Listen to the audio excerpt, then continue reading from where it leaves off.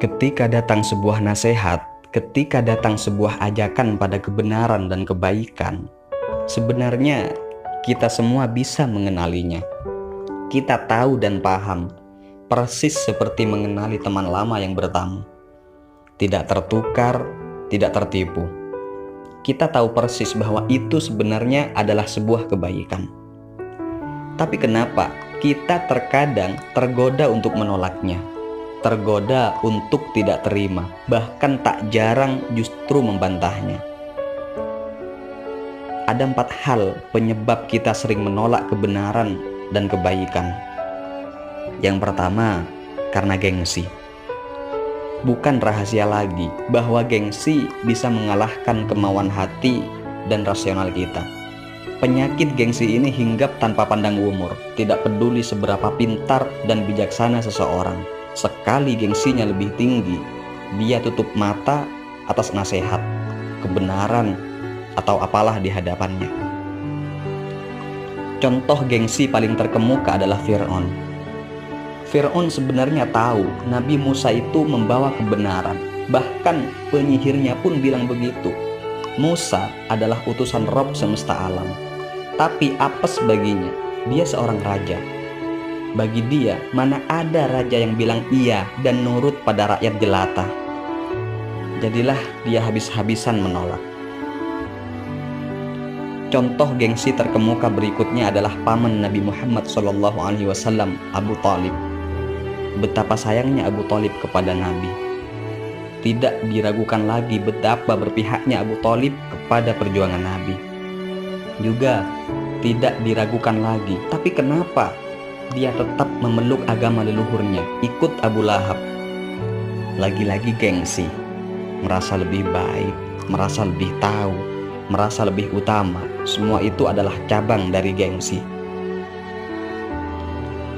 Dan yang kedua, kenapa kita sering menolak kebenaran dan kebaikan?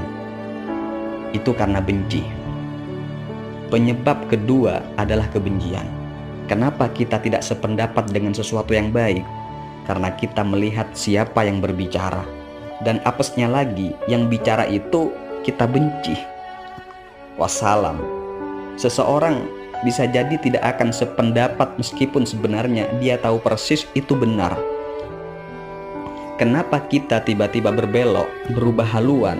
Boleh jadi karena kebencian. Di sana ada orang yang kita benci. Maka lebih baik berkumpul dengan orang lain.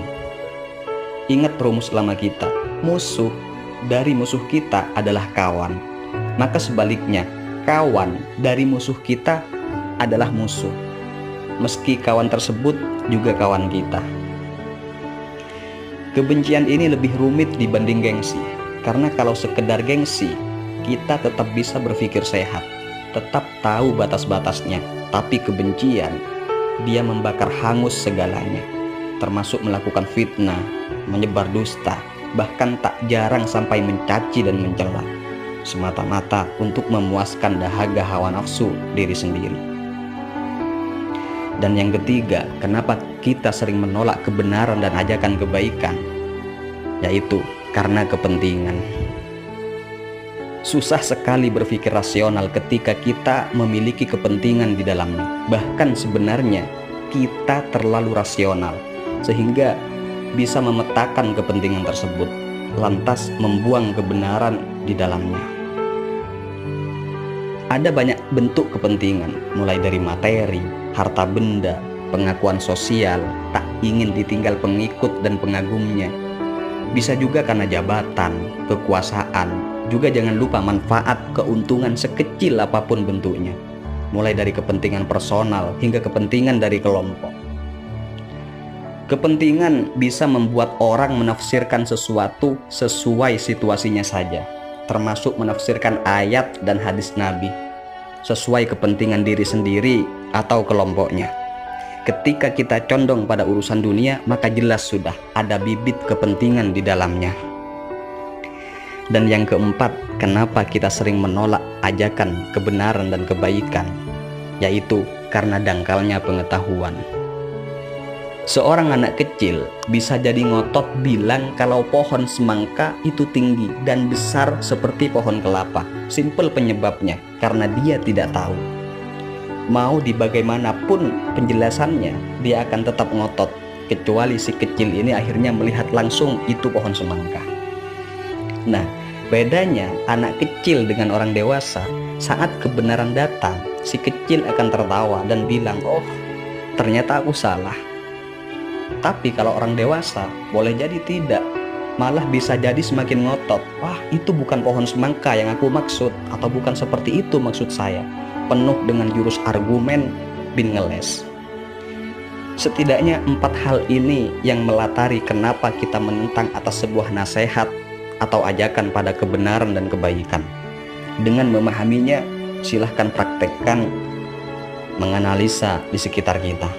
Dan lebih mendesak lagi, kita bercermin, apakah diri kita sendiri juga demikian? Ingatlah selalu, ketika datang sebuah nasihat, ketika datang ajakan pada kebenaran, maka sebenarnya kita semua bisa mengenalinya, persis seperti mengenali teman lama yang bertamu, tidak tertukar, tidak tertipu.